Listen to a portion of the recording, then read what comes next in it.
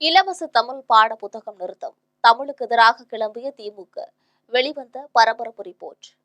வாழ்க தமிழ், வளர்க தமிழ், தமிழ் எங்கள் உயிர், தமிழன் என்று சொல்லடா, தலை நிமிர்ந்து நில்லடா என்றெல்லாம் கோஷம் போடும் திமுக ஆட்சியில் தமிழ் வளர்ச்சிக்கு எதிராக மிகப்பெரிய சம்பவம் அரங்கேறியிருக்கிறது.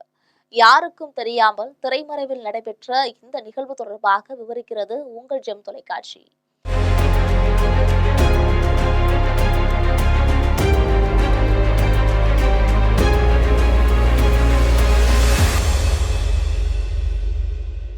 இந்தியா முழுவதும் புதுடெல்லி, மும்பை, கொல்கத்தா, பெங்களூர் உள்பட 50க்கும் மேற்பட்ட நகரங்கள்ல தமிழ் சங்கங்கள் செயல்பட்டு வருகின்றன.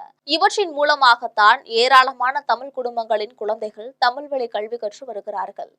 இதுவல்லாமல் பல மாநிலங்களில் தமிழ் வழி கல்வியை ஏராளமான தனியார் பள்ளிக்கூடங்களும் நடத்தி வருகின்றன.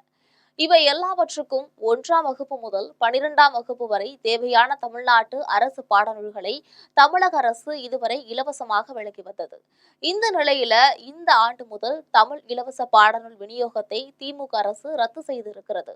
கடந்த 40 ஆண்டுகளுக்கும் மேலாக தமிழ் பாடநூல்கள் இலவசமாக வழங்கி வந்த நிலையில தற்போது ரத்து செய்யப்பட்டுள்ளது மிகப்பெரிய அதிர்வலைகளை ஏற்படுத்தியுள்ளது.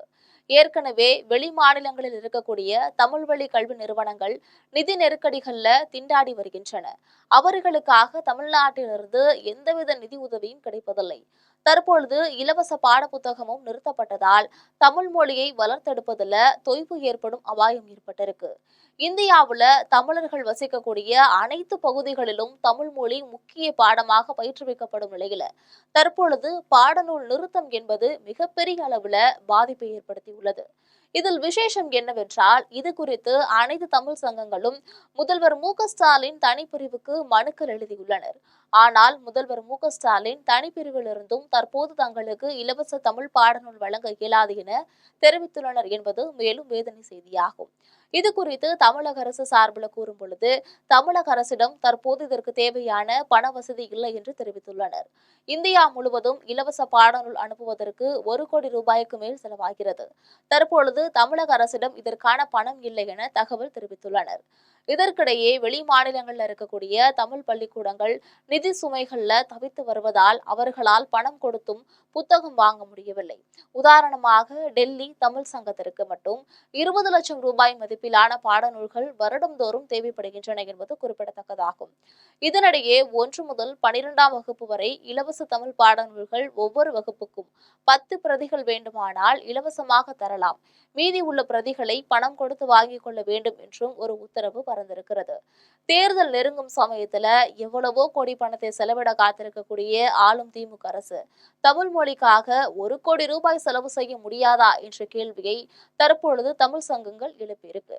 இந்த நிகழ்வு குறித்து தமிழ்நாடு எதிர்க்கட்சிகள் யாருக்கும் தகவல் தெரியாததால் அதிமுக உள்பட யாரும் குரல் கொடுக்கவில்லை என்பதுதான் வேதனை செய்தியாகும். இந்தியாவில் உள்ள தமிழ் சங்கங்களின் இந்த பரிதாப நிலை மாறுமா? ஜெம் தொலைக்காட்சியின் இந்த வேதனை தகவல் முதல்வரின் காதுகளில் எதிரொலித்து நல்ல முடிவு எடுப்பாரா? காத்திருப்போம் தமிழ் மக்களே.